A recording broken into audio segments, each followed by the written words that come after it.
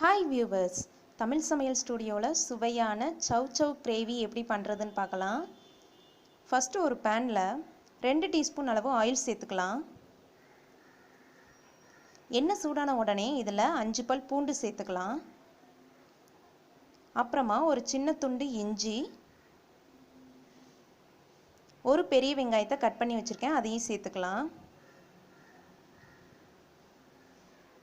இந்த வெங்காயம் லைட்டாக வேகட்டும். இப்போ பாருங்கள், வெங்காயம் வதங்கியிருக்கு. இப்போ இது கூடவே ஒரு தக்காளி சேர்த்துக்கலாம். சேர்த்துட்டு தக்காளியே நல்லா வேக விடலாம். இப்போ பாருங்கள், வெங்காயம் தக்காளிலாம் வதங்கியிருக்கு.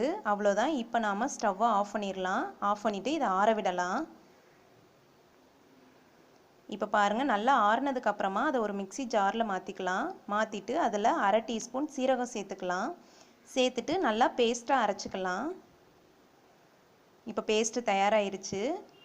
ஒரு குக்கரில் 2 டீஸ்பூன் அளவு ஆயில் சேர்த்துக்கலாம். எண்ணெய் சூடான உடனே இதில் 1/2 டீஸ்பூன் சோம்பு சேர்த்துக்கலாம். இந்த சோம்பு லைட்டாக வதங்கட்டும். வதங்கின உடனே இதில் ஒரு சவ் சவ் காயை மேலே உள்ள தொலியெல்லாம் நீக்கிட்டு கட் பண்ணி வச்சுருக்கேன், அதை சேர்த்துக்கலாம்.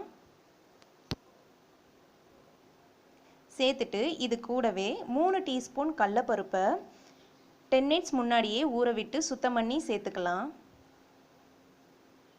ஒரு வாட்டி மிக்ஸ் பண்ணி விட்டுறலாம்.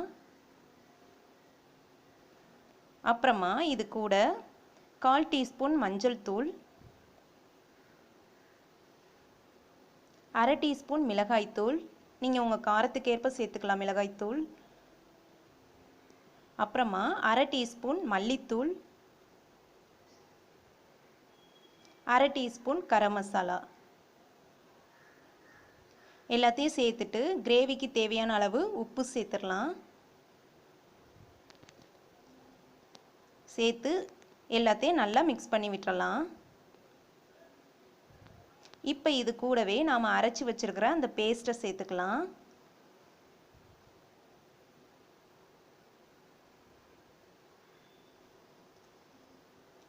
கிரேவிக்கு தேவையான அளவு தண்ணீர் சேர்த்துக்கலாம். சேர்த்துட்டு எல்லாத்தையும் நல்லா மிக்ஸ் பண்ணி விட்டுறலாம். இப்போ இதை மூடி வச்சு 3 விசில் வரைக்கும் நல்லா வேக விடலாம். இப்போ 3 விசில் அடிச்சிருச்சு. ஓப்பன் பண்ணி பார்க்கலாம்.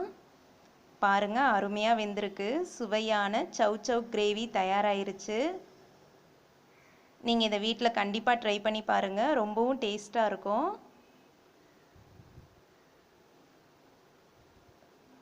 உங்களுக்கு இந்த டிஷ் பிடிச்சிருந்துச்சுன்னா எங்கள் சேனலுக்கு சப்ஸ்கிரைப் பண்ணுங்கள். தேங்க்யூ.